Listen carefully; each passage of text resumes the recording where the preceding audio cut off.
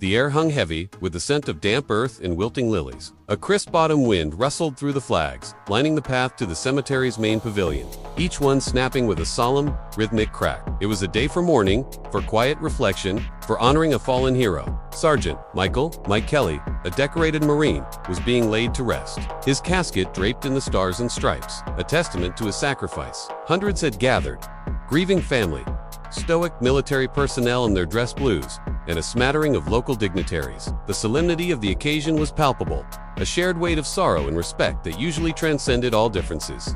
Among the uniformed officers assigned to perimeter duty was Patrolman David Sterling. His face, usually set in a perpetual sneer, was today merely grim, a mask barely concealing the simmering resentment beneath. Sterling had been a cop for 15 years, a tenure marked by numerous complaints of excessive force and racial profiling, though none had ever stuck. He was a master of plausible deniability, of twisting narratives, of making his victims appear culpable. He carried a chip on his shoulder the size of a brick, a deep-seated resentment for anyone he perceived as other, anyone who didn't fit his narrow prejudiced worldview of what America should be. Today, his eyes, cold and calculating, scanned the diverse crowd, searching for something, anything, to validate his simmering anger, a perceived slight that would allow him to unleash the venom he harbored. This ceremony was underway, a chaplain's voice echoing with words of comfort and remembrance, when a subtle stir rippled through the back of the gathering. A black limousine, polished to a mirror sheen, glided silently to a halt near the entrance. Its arrival almost From it emerged a figure who commanded immediate attention, drawing all eyes without effort. Tall, impeccably dressed in a pristine army dress uniform, adorned with a dazzling array of medals and ribbons that caught the faint sunlight, he moved with an aura of quiet authority, a gravitas born of years of leadership and sacrifice. His skin was the color of rich mahogany, his silver hair cropped short and meticulously groomed, his posture ramrod straight, a testament to decades of military discipline. He was, unmistakably, a general, and the 4 gleaming stars on his shoulder boards confirmed it. A 4-star general, the highest attainable rank in the peacetime army. This was General Elias Vance, a legend in military circles, a tactical genius whose strategies had turned the tide in multiple conflicts, a compassionate leader who prioritized the well-being of his troops, and a man who had broken countless racial barriers during his distinguished career. He had served 5 tours of duty in some of the world's most dangerous regions, commanded entire divisions, and advised presidents on matters of national security. He was here to pay his respects to Sergeant Kelly, a soldier he had personally mentored years ago, a young man whose potential he had recognized and nurtured. As General Vance began his measured walk towards the pavilion, a path opening instinctively before him as people moved aside out of deference, Officer Sterling's eyes narrowed. He watched the general's approach, a vein throbbing faintly in his temple, a telltale sign of his escalating agitation. The sight of a black man radiating such power, respect, and undeniable authority, especially in a uniform that Sterling felt belonged to a certain kind of American, a white American, in his twisted perception, ignited a familiar ugly spark within him. It was a visceral, unreasoning anger that often clouded his judgment, transforming perceived slights into personal affronts, fueling a dangerous delusion of righteous indignation. Who does he think he is? Sterling muttered under his breath, though no one was close enough to hear the full venom in his tone. Strutting in here like he owns the place. Late for a funeral, no respect for the dead, no respect for the uniform. Probably just some politician's token, pushed up the ranks because of quotas. Thinks he's above the rules. His hand, almost unconsciously, drifted towards his holstered weapon, a comforting weight against his hip. The general was still a good 50 yards away, but Sterling's mind was already racing, constructing a narrative of defiance and disrespect, a fabricated challenge to his authority that, in his warped reality, justified his escalating rage. He saw not a grieving leader, but an arrogant black man daring to challenge his perceived social order, even if only in his own prejudiced perception. Jenkins, a younger officer standing nearby, still relatively unjaded and adhering to protocol, glanced over, sensing Sterling's unusual intensity. That's General Vance, Officer Sterling. He's a national hero, sir, a true legend. Probably had a security detail that held him up, or some last-minute official duty. It happens with high-ranking officials. Sterling scoffed, dismissing the explanation with a dismissive wave of his hand. Hero, my foot. They all say that, probably just a photo op for him. Thinks he's above the rules, above the common man.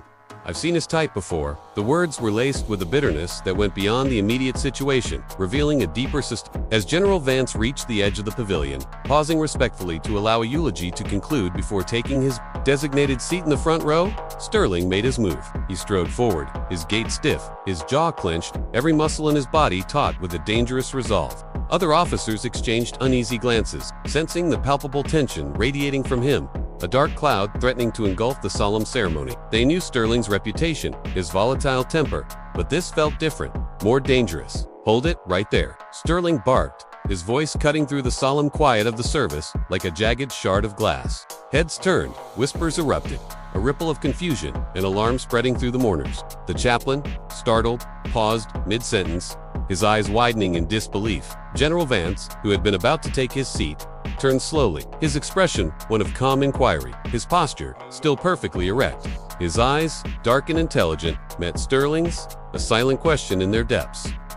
"Officer, is there a problem?" His voice was deep, resonant, accustomed to commanding respect, a voice that had quelled chaos on battlefields. "Yeah, there's a problem," General Sterling sneered, emphasizing the rank with a mocking, contemptuous tone, his face contorted with barely contained rage. "You're late. This is a private service. You can't just waltz in here and disrupt things, acting like you own the place. We have rules, even for you." He took another aggressive step closer, invading the general's personal space, his hand now firmly on the grip of his service pistol, his thumb resting ominously on the hammer. A collective gasp rippled through the crowd, quickly followed by murmurs of outrage. Grieving family members looked on in stunned silence. The military personnel stiffened, their faces etched with disbelief and growing anger, their hands instinctively clenching into fists. This was an affront of the highest order, not just to a general, a revered figure, but to the sanctity of a military funeral, a sacred space of remembrance and honor. It was a desecration. General Vance remained perfectly still, his composure unwavering, a testament to years of facing far greater threats. He observed Sterling, not with fear, but with a profound sadness, a weary recognition of the hatred he had encountered countless times before. "Officer, I am here by invitation. My presence was expected and confirmed by the family of Sergeant Kelly, and I assure you, I am causing no disruption. I am merely here to pay my respects." His tone was firm but controlled, a quiet strength that only seemed to further enrage Sterling, who interpreted it as defiance. "Expected, huh?" Sterling scoffed, his voice rising in volume, drawing every eye in the cemetery. "I don't care who you are, you don't get to disrespect a fallen soldier by showing up late and drawing attention to yourself. This isn't your parade, General. I'm telling you to leave now, or I'll make you—" "Officer, I will not be leaving this funeral," General Vance stated, his voice now edged with a quiet steel that cut through the tension. "I am here to honor Sergeant Kelly, a brave Marine, and I suggest you step back, calm yourself, and allow this ceremony to proceed with the dignity it deserves. You are disgracing your uniform." Sterling's face flushed crimson, a violent surge of blood. The general's calm defiance, his refusal to be intimidated, his quiet assertion of moral authority was like gasoline on the already raging fire of Sterling's prejudice. He saw it as arrogance, a blatant challenge to his authority, to his very being, to the social hierarchy he believed in. His mind, warped by years of unchecked bigotry and a sense of entitlement, snapped. He saw a threat, not a man. "You think you're special, don't you?" Sterling snarled, his voice now a raw, guttural roar, drawing every eye in the cemetery, silencing even the rustling flags. "You people always think you're special. You think your medals and your rank make you untouchable? Well, not today, General. Not in my town, not on my watch." With a sudden, violent motion, Officer David Sterling unholstered his service pistol and pointed it directly at General Elias Vance's chest. The metallic click of the safety disengaging echoed in the stunned, horrified silence, a sound that seemed to reverberate through the very ground. A collective cry of horror erupted from the crowd. Grieving family members shrieked, some collapsing, others shielding children. Military officers, their faces contorted with rage and disbelief, surged forward, their hands instinctively reaching for their own side, though they were trained to never draw on a fellow officer, even one gone rogue. Jenkins, the young officer, stood frozen, his jaw slack, his mind unable to comprehend the unthinkable scene unfolding before him. This wasn't training. This was madness. General Vance, however, did not flinch. He did not move. His eyes, though now narrowed to slits, remained fixed on Sterling, a profound disappointment etched on his face, rather than fear. It was the look of a man who had seen too much hatred, too much senseless violence. "Officer," he said, his voice low, measured, carrying an undeniable weight, "you have just made the gravest mistake of your career. possibly of your life, and you have dishonored every man and woman who has ever worn that uniform. Before Sterling could utter another word, before he could even process the enormity of his actions, before his finger could even twitch on the trigger, a blur of motion erupted around him. Two burly military police officers, who had been discreetly positioned near the pavilion, part of General Vance's unannounced security detail, moved with lightning speed and practiced precision. One, a hulking figure with a face like granite, grabbed Sterling's gun arm, twisting it sharply, disarming him with a brutal efficiency that sent the pistol skittering across the grass. Simultaneously, the other MP, equally formidable, tackled Sterling from behind, slamming him to the ground with a force that knocked the wind out of him. Sterling, caught completely off guard, let out a grunt of pain and surprise. Other uniformed officers, including a horrified chief of police who had just arrived, her face ashen with shock and dread, converged on the scene. Sterling was quickly subdued, his arms wrenched behind his back, handcuffs snapping shut with a brutal finality. He thrashed, yelling obscenities, spitting racial slurs. But his resistance was futile against the combined force of the military police and his own colleagues, who now looked at him with a mixture of disgust, shame, and a chilling realization of the depth of his depravity.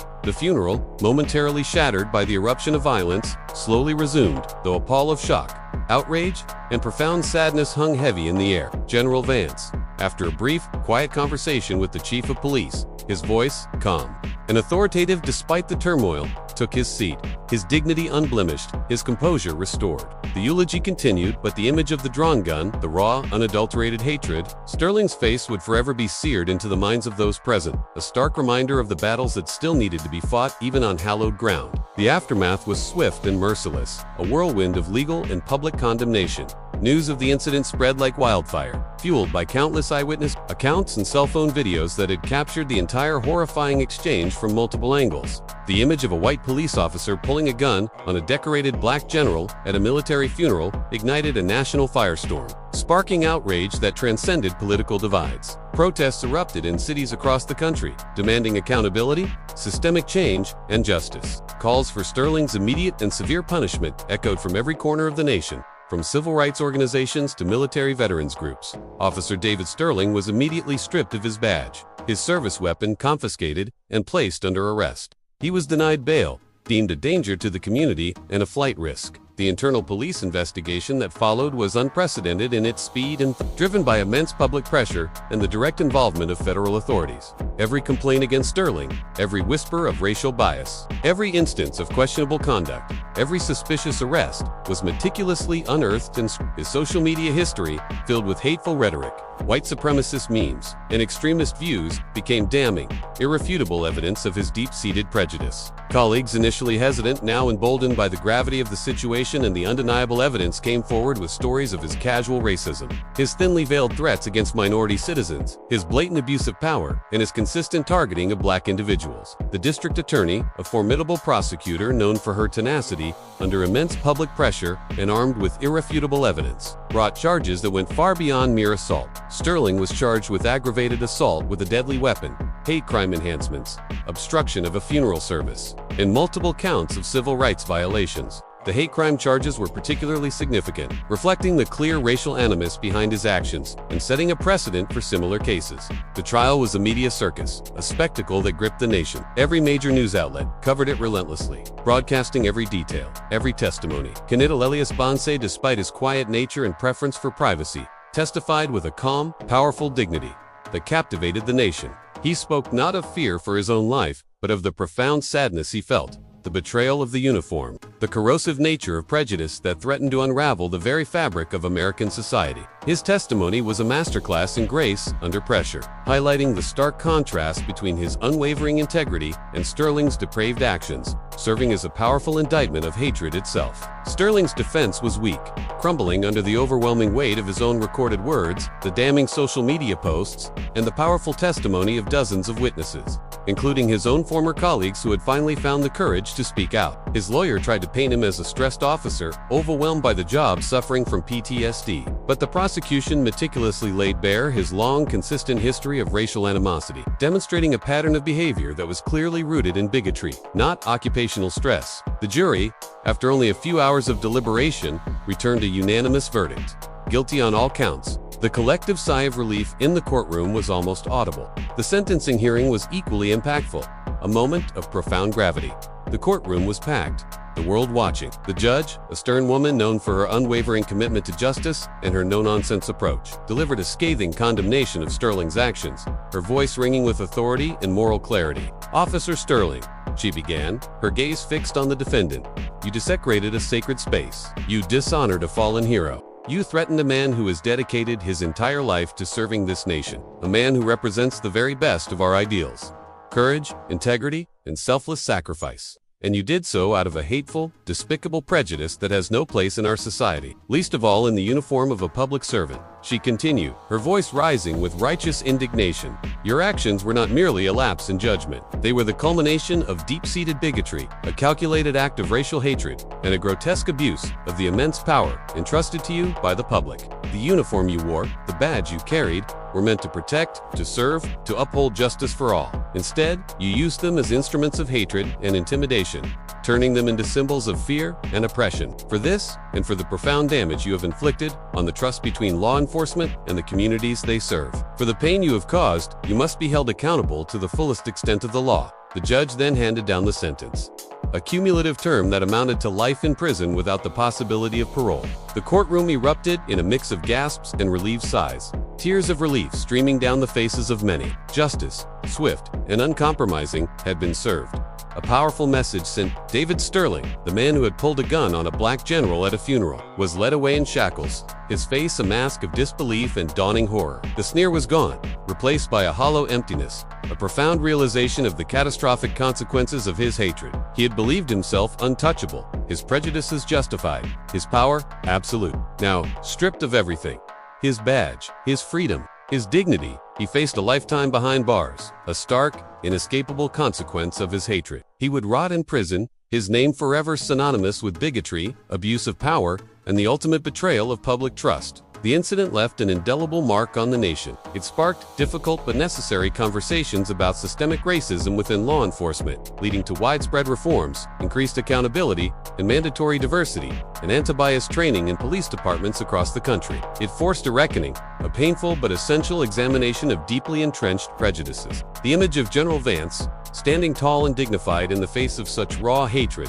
became a powerful symbol of resilience, unwavering strength, and the enduring fight for equality. General Elias Bonsaver, the humble leader, continued his work, though the incident added another profound layer to his already deep understanding of the challenges faced by Black Americans in a society still grappling with its past. He became an even more vocal advocate for equality and justice, using his platform to bridge divides, foster understanding, and inspire meaningful change. He often spoke about the importance of confronting hatred directly, not with anger, but with the unwavering truth of one's dignity and worth, and the power of unity. Years passed. The cemetery where Sergeant Kelly was buried remained a place of peace and remembrance. The flags still rustled in the wind. But now, perhaps, they carried a different message, one of justice, of accountability, and of the enduring hope that even in the darkest moments, the light of truth and equality can prevail. And in a maximum security prison cell, far from the public eye, David Sterling lived out his days, a forgotten man, a cautionary tale, forever bound by the consequences of his own hatred, rotting in prison for life. The uniform he had disgraced, the power he had abused, had ultimately consumed him, leaving nothing but a lifetime of regret, isolation, and the bitter knowledge that his own bigotry had sealed his fate. His legacy would be one of shame, a stark warning against the destructive power of prejudice.